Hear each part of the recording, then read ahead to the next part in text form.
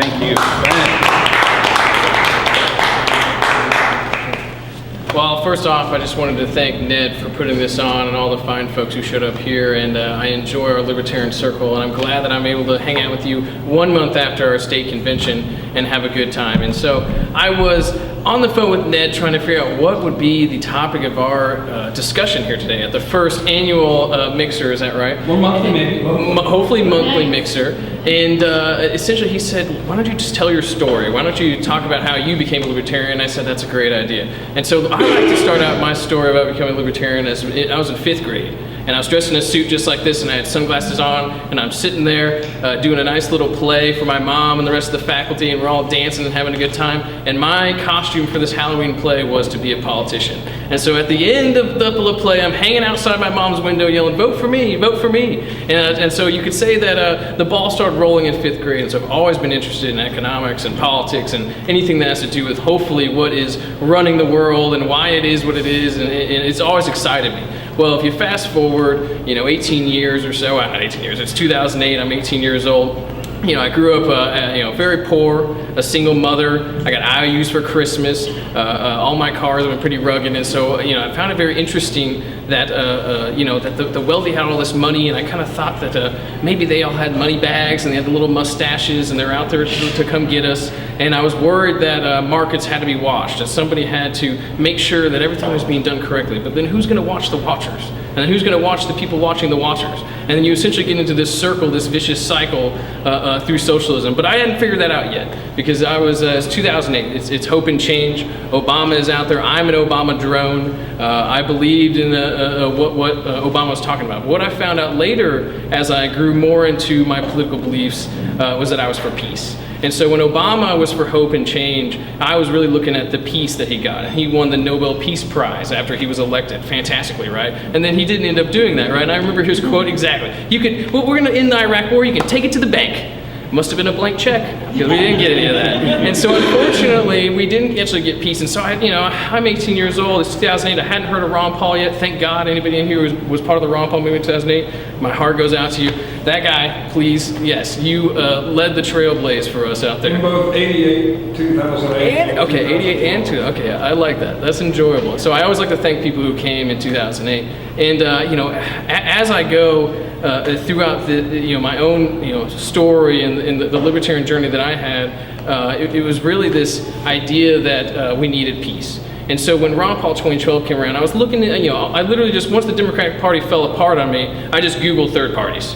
Okay, well, what party would be for me? And so I found, the Libertarian Party was good. I liked some of the Green Party. I liked some of this, but there was a few issues, on the Libertarian Party. And for me, it's the environment. And I think for everybody's story, whenever they have a Libertarian or they become a Libertarian, there's always 1 or 2 issues that keep them from becoming absolute Libertarians. Mine was the environment, mine, some other minor things. And as I grew into my political beliefs, Ron Paul came about. I was able to decide, watching Walter Block videos. I spent 2 years in the basement, watching Milton Friedman, his freedom, stuff on YouTube, watching how, if you collectivize all the animals, then people are gonna just poach the animals, and so you should probably let people own the animals. And so I started learning about these private property rights. And then Ron Paul came around, crashing through the window, and he was fighting for peace. He was fighting for ending the Patriot Act. He was fighting for free markets. He was fighting for getting the government out of our health care. And so I had figured out that we don't need any more watchers. The watchers are going to be endless. There's no way to figure this out. And so the market system has to be the most productive system. And so as I went through, I became a Ron Paul delegate. Through that process, I started out at the county level. Then I started out in the district and the state level. And I was a delegate through the entire process. And I was honored to represent people as a Republican in the process for Ron Paul. And it was a real wonder to me, and I enjoyed it, all throughout 2012, and I would never give those memories. And it's just been an awesome time. It's only been snowballing since then. Well, to take a break.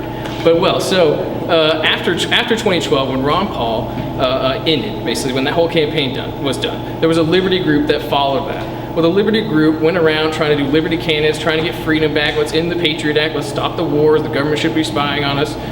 Maybe homosexuals can get married. Who cares? And there's a Liberty Group out there fighting inside the Republican Party, trying to make change, trying to make purpose, trying to do something that's different in this world. Well, we did well. We had a couple things. In a special election, we won. But I was sitting across these other 11 Ron Paulers in the middle of this Republican circle, and we're trying to decide, what's the next step? Who's the next person we're going to endorse? Well, these people were coming in for Greene County presiding commissioner, trying to run for office down there. Bob Certain, who is now the current presiding commissioner, Steve Helms, another guy. And so we had an enjoyable time trying to figure out who should run.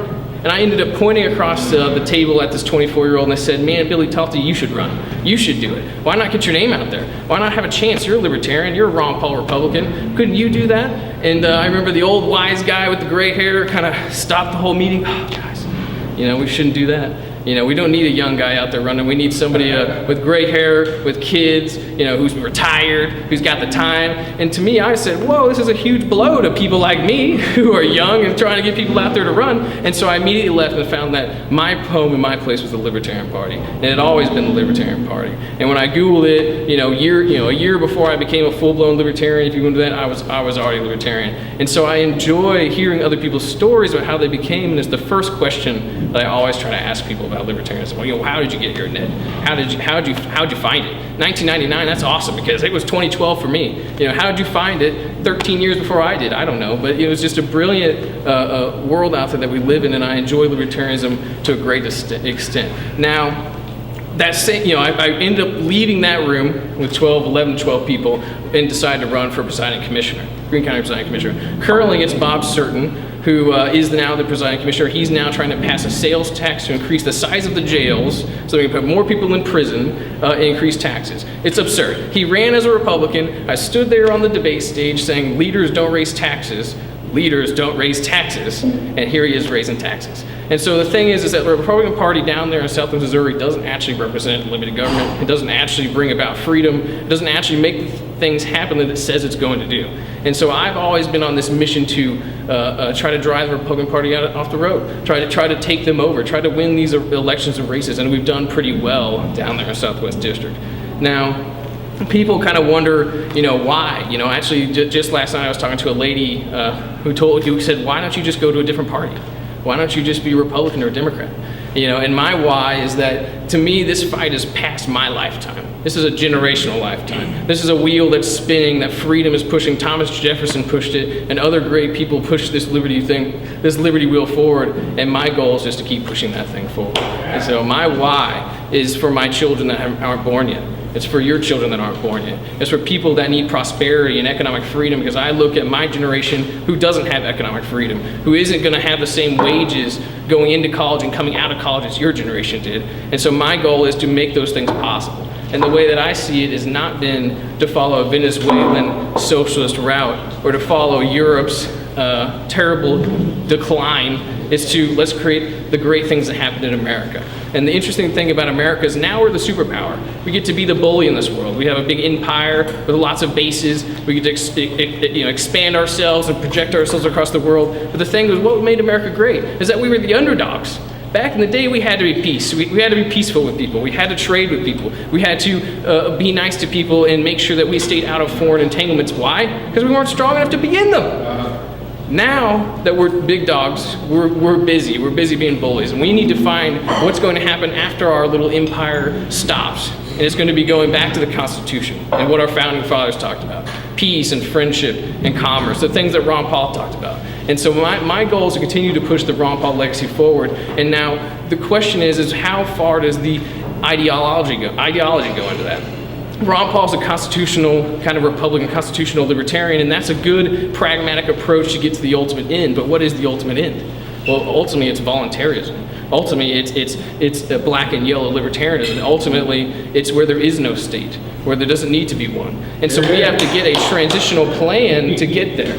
How do you get there? To me, it's pragmatic, Ron Paul, constitutional libertarianism, and as I presented at the state convention last time, I think it could be a possible UBI, universal basic income model that weans ourselves off of the socialist state. Because frankly, everything that I do involves the government. The roads that I'm on, the water pressure that comes out of my shower, to the soccer fields that I coach my kids on right now. is a quasi-government park that is now run by somebody else. And the thing is that these aren't sustainable. As they continue to make constants in the economy, as they continue to use the government to create constants in the equation, you're eventually going to run out of too many problems. You're going to have too many constants in the equation that are going to explode and implode themselves. And that's what we see in Venezuela, in Europe, and other problems that are going on there.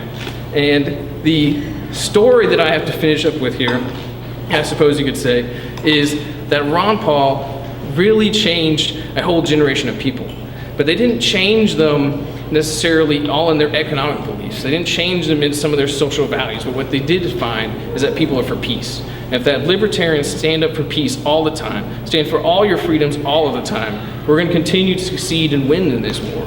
The political war, the war to bring our troops home, to have our border secure, the war to stop aggressing against other nations and to stop feeding the state, which is war. War is the health of the state. Rothbard called it out. And the fundamentals that Rothbard brought to this world that we can all cherish and that we enjoy isn't always, they're not, he didn't start them, but he codified them in a great way. Rothbard was able to talk about individual rights and basically how you own yourself. I own the meat on my bones right here, right? I own the tongue that's speaking these words. Those are natural rights. Those are your individual rights. You own what is going into your body, what's coming out of your body. You own that. Now, the second principle that Rothbard was really good at codifying or articulating is the non-aggression principle. And now this principle is fundamental to libertarianism. And a lot of people are a little upset about the non-aggression principle as of late because they misunderstand it. They think the non-aggression principle is if Ned right now came up to me and punched me, I couldn't punch him back. That's pacifism. That's not the non-aggression principle. The non-aggression principle applies to the political sphere above the social sphere. The political sphere, the non-aggression principle, I can't aggress against you unless you aggress against me. Let Mary try to punch you. If Mary tried to punch me, I hopefully could dodge it. You know what I mean? Hopefully I wouldn't have to aggress back. I could be able to. She is a feisty one. But to end on that, my transitional phase for me is the Ron Paul constitutional libertarianism with maybe a UBI concept to wean ourselves off. Well, now what is the universal basic income concept? The idea is that everyone would get a basic wage of $13K, which is the poverty line, every year on their tax return, regardless. You could do it through a sales tax model, you could do it through an income tax model, but you would have to eliminate everything else. You'd have to eliminate public education. You'd have to eliminate the EPA regulating anything. You'd have to eliminate all the other problems that the government is causing, which libertarians see. It shouldn't be hard for libertarians to say, well, yeah, we don't need the EPA. We don't need anything to that. I was an environmentalist who was the CEO of a recycling company. We don't need the EPA. It just rubber stamps for the oil company stuff. And so how are we going to transition ourselves off of those socialist state if you just cut it off tomorrow? What are the people working at the EPA going to do? They're going to go... They're not going to do anything. What are the people that are working all these different places going to do? What are 50% of the military bases going to do when you cut 50% of the military budget? They're going to have to go find a job somewhere. They're going to have to do something. And so in a free market system, it would absorb that quite well, but we don't live in a free market system. And so we'd have to use a universal basic income model to wean ourselves off into a free market system again. And so that's my long-winded answer for the UBI. And you could do it in a single bill. You could say we could eliminate all these departments, and you would replace it with a UBI. So you never want to do this on an individual policy goal. If you just say I'm going to go to UBI, then they're going to steal that, they're going to rip that off, they're going to get UBI, and you got a massive government. The goal will be you can only pass this piece of legislation if it's a UBI eliminating everything else. And so, find those tricks as libertarians. Find those little things that make us happy, and those are the little things that make me happy. And I'm charged up about this stuff. And I appreciate the time that you've given me here today. I appreciate Ned putting this on and calling me over and over, making sure that I get here and being the responsible side of me. And I enjoy it. So, thank you. Thank you for inviting me. I hope it was awesome. I'm ready to eat me a good piece of it. Thank you. Yes, I had a good time. I enjoyed it. Awesome. So your best bet actually is to go to Benjamin T. Brixey on Facebook, like me, add me as a friend. If you're a libertarian, I'm gonna add you back. But benbrixey.com is also another site that you can find me at.